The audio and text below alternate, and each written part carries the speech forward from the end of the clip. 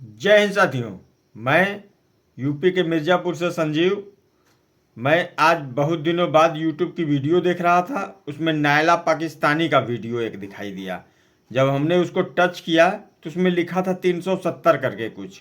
जब हमने ध्यान से देखा और पूरी वीडियो देखा तब समझ में आया कि 370 का आंकड़ा पर हफ्ते आ रहा है अपने देश में विदेशी निवेश। तो वहाँ के लोग बड़े उत्सुक हैं इस बात को देखकर, और तमाम युवा तो इतने पस्त हो चुके हैं वहाँ की व्यवस्था से, वो सोचते हैं कि हम हिंदुस्तान में चले आएँ, हमें वीज़ा मिल जाए, हम हिंदुस्तान में रहें।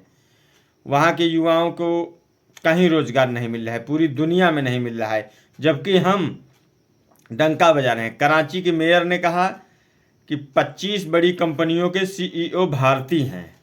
आईटी सेक्टर में हमारा बहुत विकास हो रहा है, और प्राइमरी सेक्टर यानी कृषि में भी हमने बहुत विकास किया।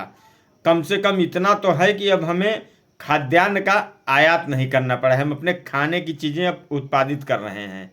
इसमें किसानों का योगदान है। सरकार की मंशा के अनुरूप सरकार का एक्सटेंशन प्रोग्राम उसमें चल रहा है।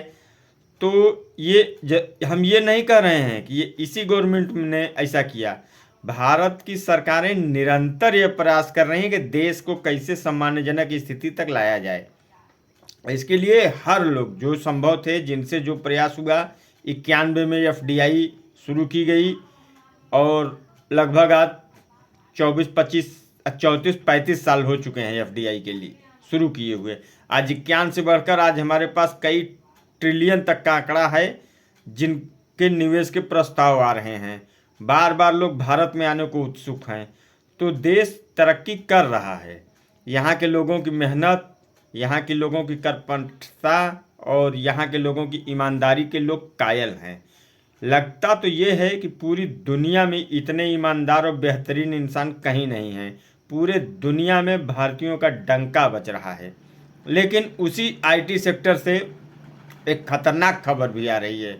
भारत सरकार को, रिजर्व बैंक को, पुलिस को, सबको सतर्क करना पड़ रहा है जनता को कि आप डिजिटल अरेस्ट से बचिए। यहाँ जो पढ़े लिखे हैं, बड़े बड़े इंजीनियर हैं, सॉफ्टवेयर इंजीनियर हैं, लेकिन जो अनपढ़ डिजिटल हैं, क्रिएटर हैं यहाँ के, जो ठगी को पेशा बना लिए हैं, वो हमको, आपको, किसी को भी किसी रूप में ठग दे रहे हैं। रिजर्व बैंक कह रहा है कि आप सावधान रहिए, आपका बैंक कह रहा है, आपकी बीमा कंपनी कह रही है, और तमाम फाइनेंशियल सॉल्यूशन प्रदाता ये आपको आगाह कर रहे हैं कि आप किसी को भी ओटीपी मत बताइए। कोई भी ज़रूरी सूचना वो मांग रहे हैं तो मत बताइए, पहले कंफर्म हो जाइए तब बताइए। ऐसी स्थिति में भारतीयों से प्रतिदिन कई लाखों रुपए की ठगी हो रही है हर इलाके से। तो साथियों, डिजिटलाइजेशन तो हुआ है पूरी दुनिया का। डिजिटलीकरण ने देश और दुनिया को नई तरक्की दी, काम के तरीके को आसान बनाया, लेकिन ठगी का तरीका बढ़ गया है।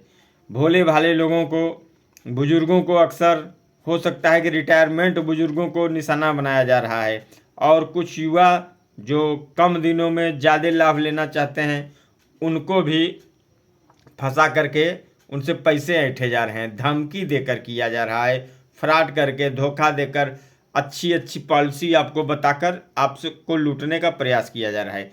तो डिजिटलीकरण ने भारत को बहुत उन्नति दी है, लेकिन उसके साथ साथ कुछ दुष्परिणाम भी होते हैं जिनसे हमें सावधान रहना है, ताकि हम अपना और अपने भविष्य के लिए संचित की गई पूंजी को बचा के रखें। जय हिंद साथियों, हमसे जुड़े रहें और अपना आशीर्वाद और प्यार बनाए रखें।